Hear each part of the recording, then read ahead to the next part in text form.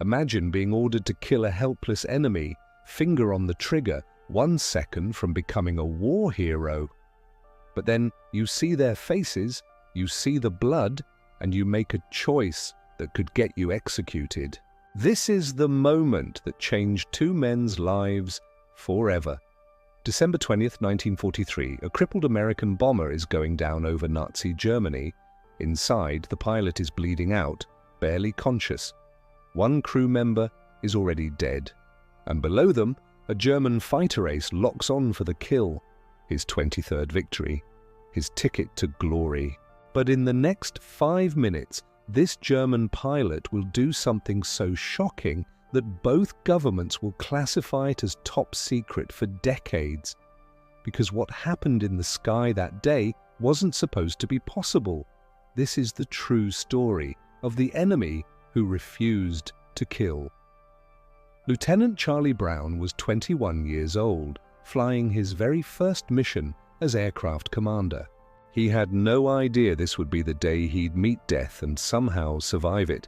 His target, a munitions factory deep in Bremen, Germany. Brown and his crew of 9 men climbed into their B-17 bomber nicknamed Ye Old Pub, knowing the horrifying truth. Bomber crews had a 50% chance of never coming home. As they approached the target, the sky exploded. German anti-aircraft fire everywhere, enemy fighters swarming like angry hornets. But Brown pressed on, he had a mission, and then hell arrived. Cannon fire shredded through the bomber like paper. The tail gunner killed instantly, the nose cone blown completely off, engines on fire. Oxygen system destroyed, and a piece of shrapnel ripped into Lieutenant Charlie Brown's shoulder. Blood poured down his flight suit as he fought the controls of a dying airplane. But somehow he dropped the bombs and turned for home. Except now they were alone, falling behind the formation, losing altitude, wounded, bleeding. The perfect target. Now here's where the story gets insane. On the ground, German fighter pilot Franz Stigler had just landed. He was 27 years old, already a decorated ace with 22 confirmed kills, just 1 more kill away from earning the Knight's Cross, Germany's highest military honor. 1 more kill and he'd be a legend. When the call came over the radio, crippled American bomber, flying alone, low and slow, Stigler's eyes lit up. This was it, his moment. He took off immediately. Within minutes, he found them. The B-17 limping through the sky at barely 1,000 feet. Stigler moved into position, right behind the bomber, finger on the trigger, kill number 23. The Knight's Cross, everything he'd worked for. 3 seconds from glory, 2 seconds, 1 second, and then he saw something that stopped him cold. Through the massive holes torn in the fuselage, Stigler could see inside the bomber. He saw the dead tail gunner slumped over his gun. He saw wounded men helping each other, bleeding, crying.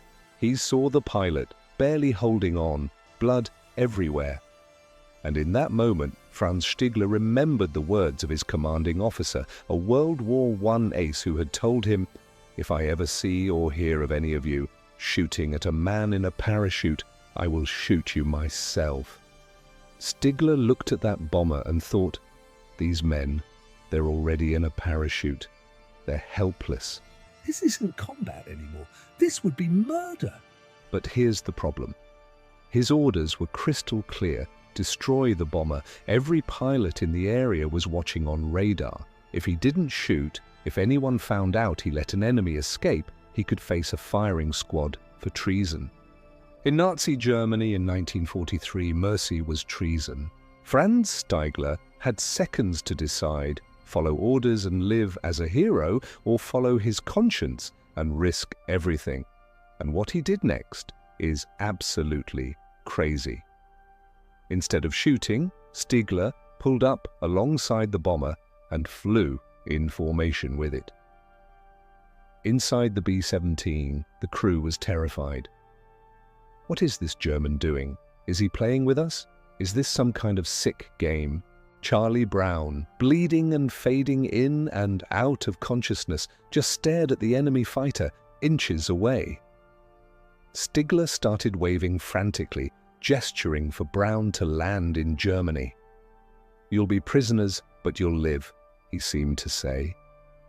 But Brown, even half dead, shook his head no. He was going home, or dying trying. So Stigler made an impossible decision. "If you want to make it home, I'll help you get there." He positioned his Messerschmitt between the bomber and German anti-aircraft guns on the ground. When German gunners saw the crippled B-17 and prepared to fire, they spotted Stigler's fighter and held their fire. They thought he was guiding it to land. For miles, this German ace escorted his enemy, protecting them, saving them.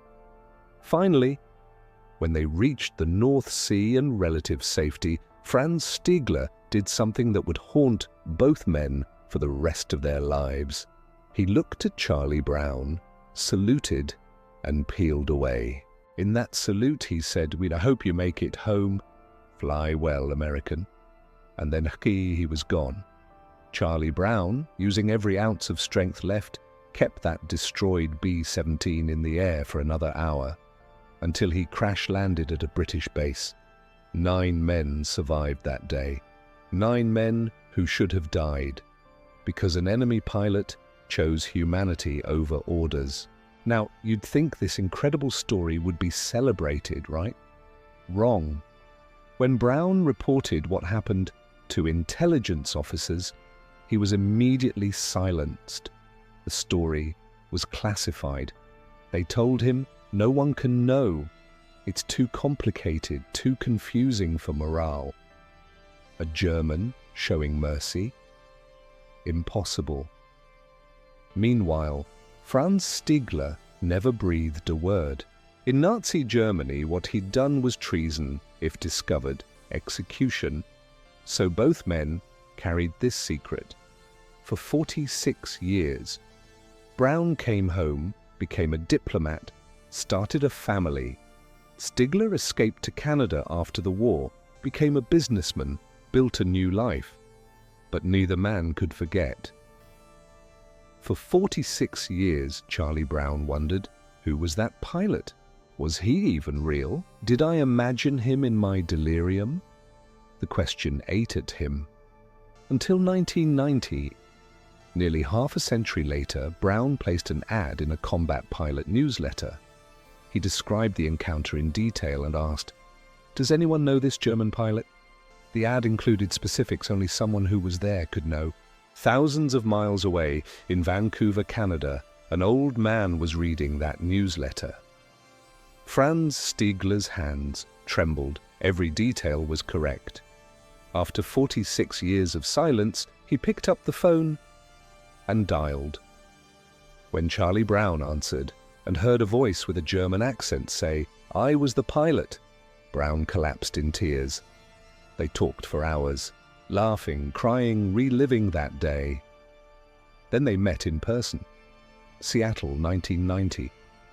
2 old men, once enemies, embraced like long-lost brothers. And here's the beautiful part. They lived only 200 miles apart for years and never knew.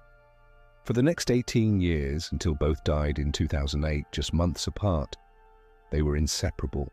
Best friends. Brothers. They traveled together, spoke at schools, wrote a book called A Higher Call. Before he died, someone asked Stigler, "Why didn't you shoot?" He said, "I didn't have the heart to finish those brave men. I just couldn't. To me, they were in a parachute. I saw them, and I couldn't." Charlie Brown said, "He's not just my friend, he's my brother." He saved my life, and in doing so, he saved his own soul. He chose to be human, not just a soldier. Think about that.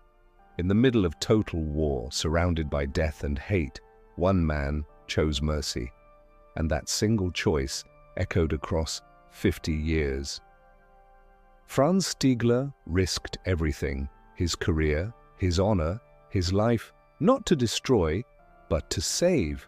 And it proves something powerful. Our humanity is always stronger than our orders.